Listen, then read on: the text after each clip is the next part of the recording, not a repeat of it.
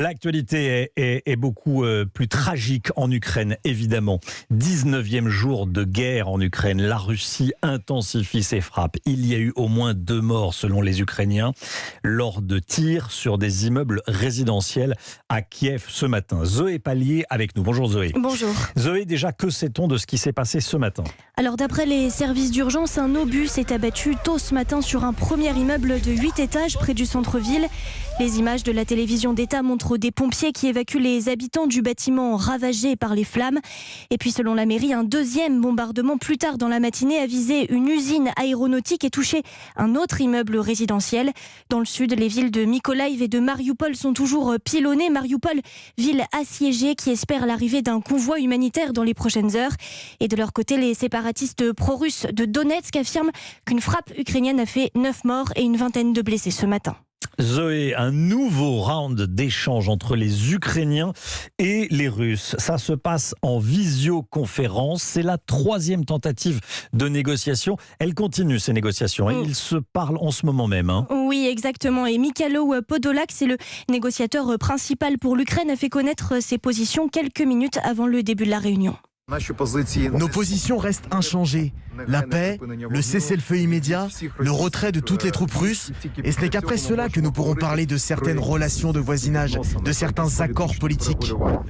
Alors, on le disait, ces pourparlers sont toujours en cours dans un contexte malgré tout un peu plus favorable que lors des précédents échanges qui s'étaient déroulés à la frontière avec le Bélarus.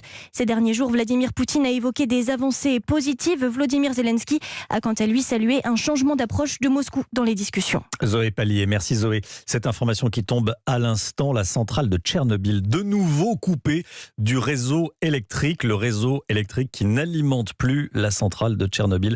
C'est une annonce faite par l'opérateur à l'instant.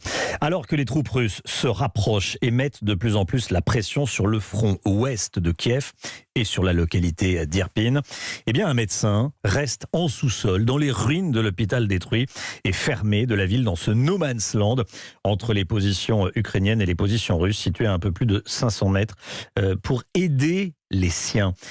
Reportage sur place de l'envoyé spécial d'Europe 1 en Ukraine, Nicolas Toneff. Écoutez. Une salve d'accueil à l'hôpital d'Irpin, mais ce n'est rien à côté de celle du médecin.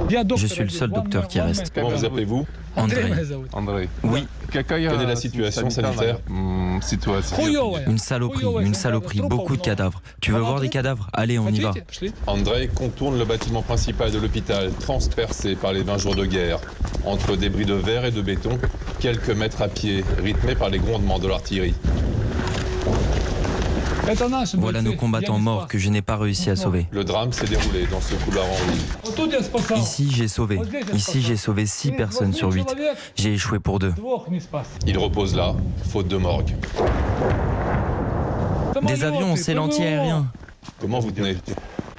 Comme ça, tu vois bien. Je tiens, je suis docteur. Et vous sauvez des gens. Je ne sais pas si je sauve, j'aide. Sauver, c'est beaucoup dire. Incroyable Andrei. Il ne tourne jamais la tête d'inquiétude vers le ciel. Dans les ruines et le vacarme, il a assez parlé et s'en va. À Irpin, Nicolas Toneff, Europe 1. Nicolas Toneff, envoyé spécial donc d'Europe 1 en Ukraine. Je vous rappelle cette information que je vous donnais il y a quelques instants. Donc la centrale de Tchernobyl, de nouveau coupée du réseau électrique. C'est une information donnée donc par l'opérateur ukrainien à l'instant. Il est 12h07.